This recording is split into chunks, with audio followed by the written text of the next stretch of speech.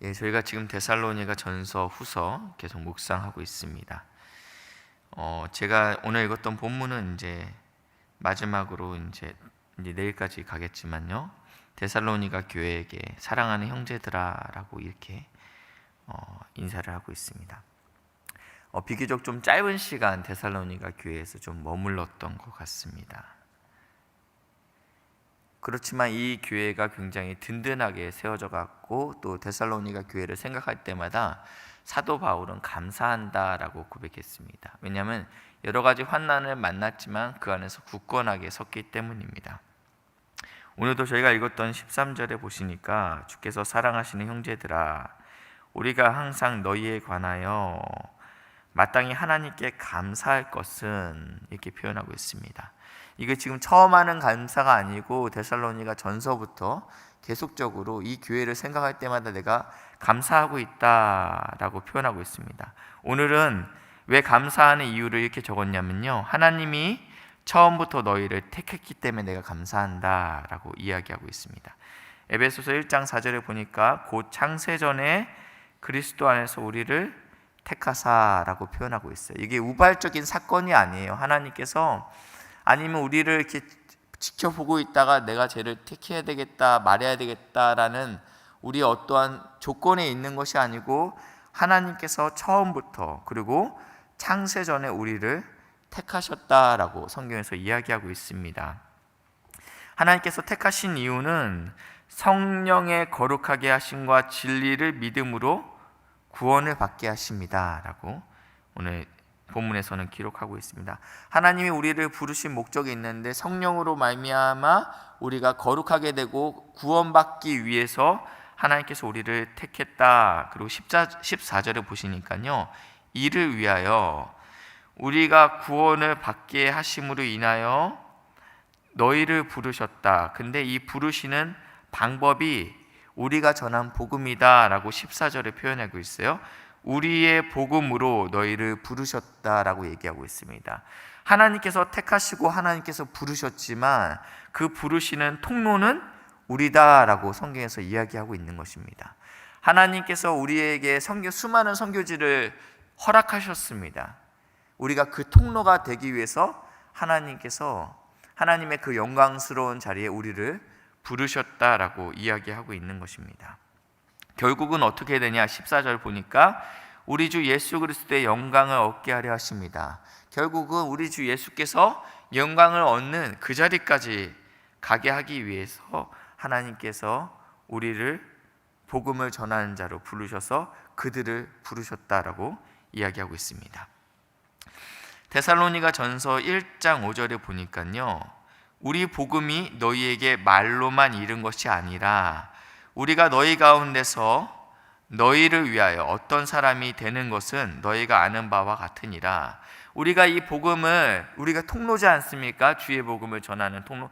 하나님은 선택하시고 하나님께서 부르셨지만 우리가 통로라는 거예요. 근데 우리가 너희 가운데서, 그리고 너희를 위하여 어떠한 사람이 되는 것은, 그러니까 그러니까 이중인격자라는 얘기는 아니에요. 정확히 표현하냐면 그 사람의 영혼을 구원하기 위해서 우리가 그 사람처럼 된다라는 표현이죠. 그러면서 이제 2장 7절에 보니까 이 데살로니가 교회를 위해서 사도 바울이 어떻게 변했는지 이야기하고 있습니다. 2장 7절 제가 읽겠습니다.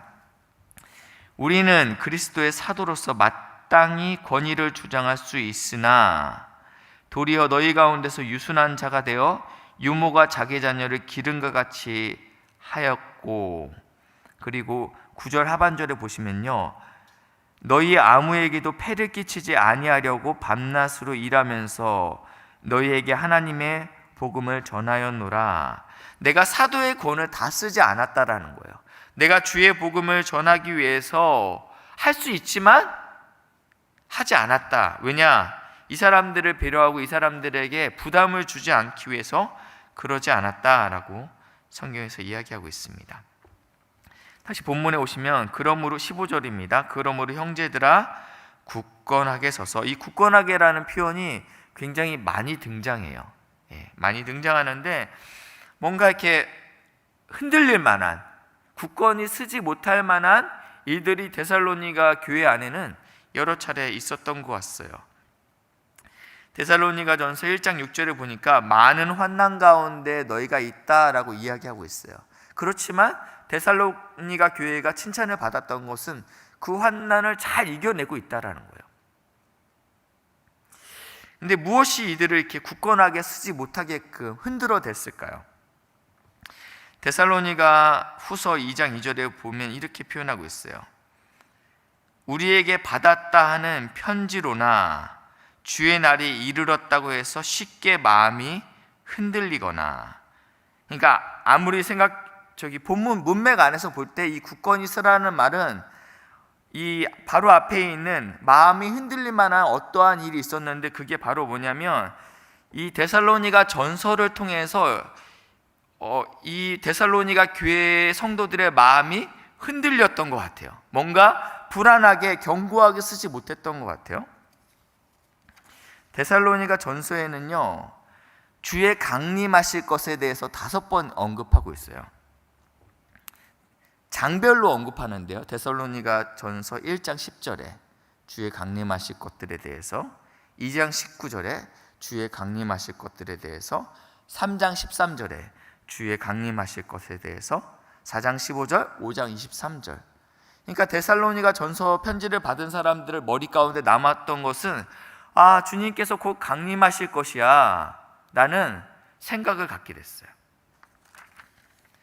그러니까 데살로니가 후서 2장 2절에 보니까 우리에게서 받았다는 편지로나, 그러니까 데살로니가 전서를 말하겠죠. 주의 날이 이르렀다고 해서 쉽게 마음이 흔들리지 말아라라는 것은, 여기서 굳건하라는 의미는 그런 것들 때문에 일상의 삶을 놓지 말아라, 게으르게 살지 말고 평상의 삶을 잘 살아내라 라고 이야기하고 있는 것입니다. 다시 15절 가시면, 그러므로 형제들아 굳건하게 흔들리지 말고 굳게 서서 말로나 3장 4절 보시면요, 뭐라고 표현되고 있냐면요,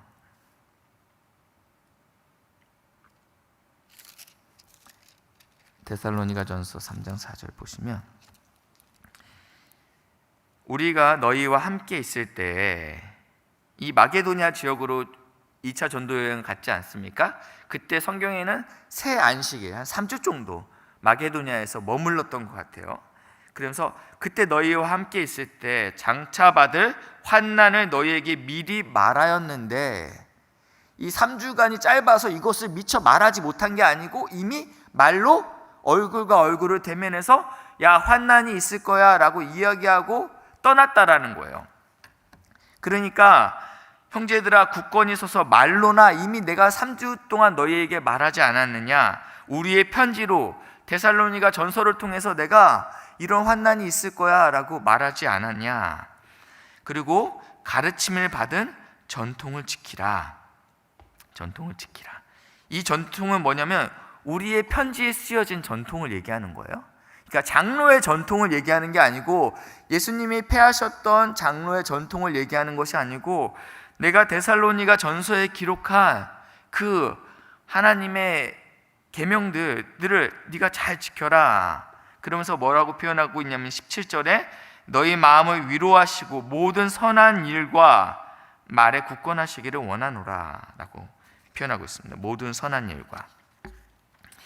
이 데살로니가 전서에는 우리가 어떻게 살아야 될지에 대해서 여러 군데 기록하고 있습니다. 4장 3절에 보니까 너희는 거룩하라, 음란을 버리라 라고 이야기하고 있습니다. 형제를 사랑하라, 4장 9절에. 5장 16절에는 이렇게 표현하고 있어요. 항상 기뻐하라, 쉬지 말고 기도하라, 범사에 감사하라. 범사에 해하려 좋은 것을 취하고 악은 모양이라도 버려라. 지금 이제 이 전통을 지키라는 것들은 이런 것들을 의미하고 있는 거예요. 우리가 은혜로 구원받았지만 우리는 성령의 거룩하심으로 말미암아 우리 가운데 이러한 선을 행함으로 살아내야 된다라는 것입니다. 3장 1절에 보니까요, 끝으로 형제들아, 이제 끝이 나는 것 같아요. 너희는 우리를 위하여 기도하기를.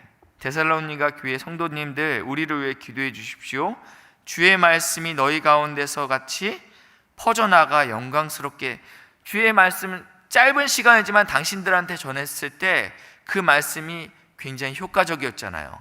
이건 성령이 하신 일이죠. 시간과 상관없죠. 환경과 핍박과 상관없이 이 말이 굉장히 효과적으로 퍼져나가 영광스럽게 됐다. 데살로니가 교회에서 일어났던 그런 영광스러움이 우리가 가는 선교지마다 주의 말씀이 동일한 역사가 나타나게 해주십시오라고, 기도해 주십시오라고 지금 부탁하고 있습니다. 우리가 오늘 이 말씀을 붙잡고 좀 기도해야 되는데요, 2절 보니까 또한 우리를 부당하고 악한 사람들에게서 건지시옵소서. 영적인 복음이 전하는 데는요, 두 가지 분명한 반응이 나타납니다. 왜냐하면 빛이 전해지기 때문에 어둠이 싫어해요.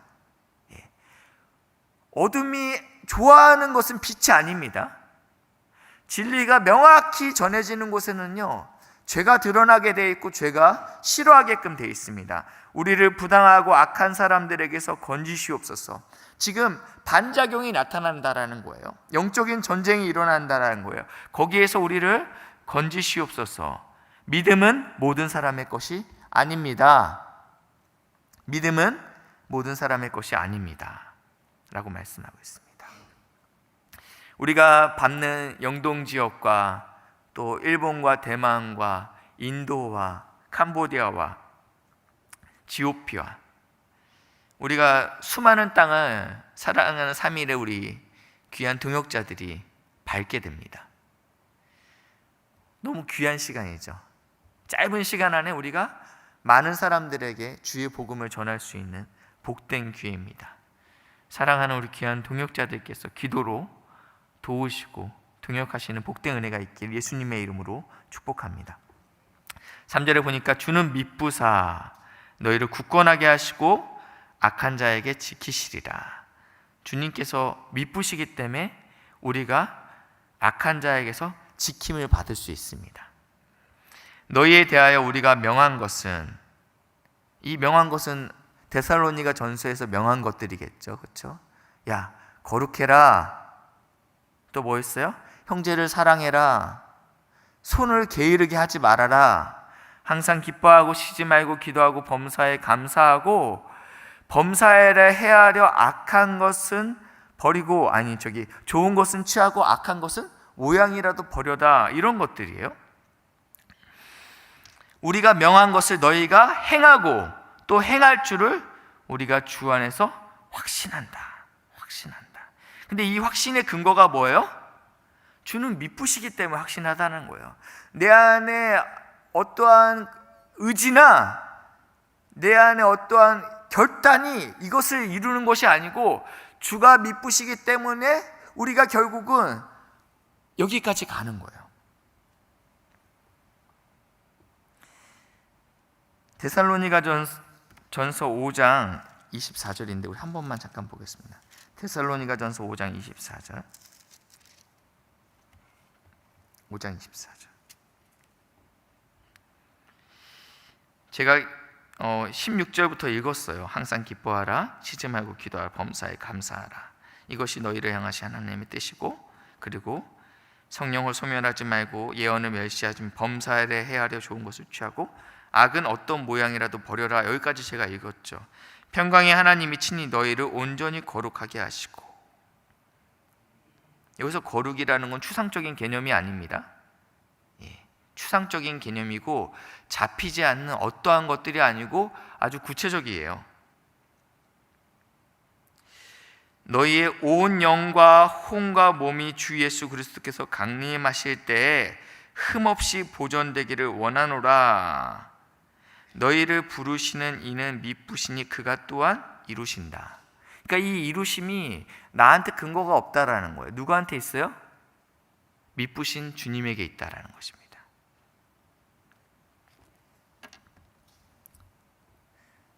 저희가 읽었던 본문 마지막 절에는 이렇게 표현하고 있어요. 주께서 너희 마음을 인도하여 하나님의 사랑과 그리스도의 인내에 들어가게 하시기를 원하노라. 아멘. 디모데후서 2장에 보니까 우리에게 미쁨이 없을지라도 주는 항상 미쁘시니라고 표현하고 있습니다. 데살로니가 교회는 짧은 시간 주의 복음을 들었지만 굉장히 견고하게 주의 말씀 앞에 반응하고 핍박과 환난을 이겨냈습니다. 사랑하는 우리 귀한 복된 3일의 우리 동역자 여러분, 선교가 계속적으로 진행되고 있습니다.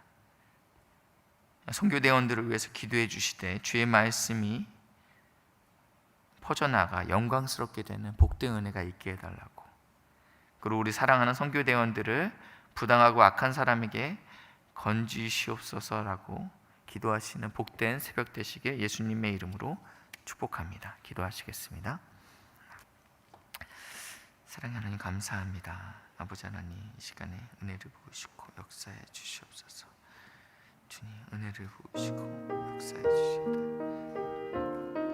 아버지 하나님, 영동으로부터 시작되는 우리 모든 선교 가운데 아버지 하나님, 주의 말씀이 데살로니가 교회 가운데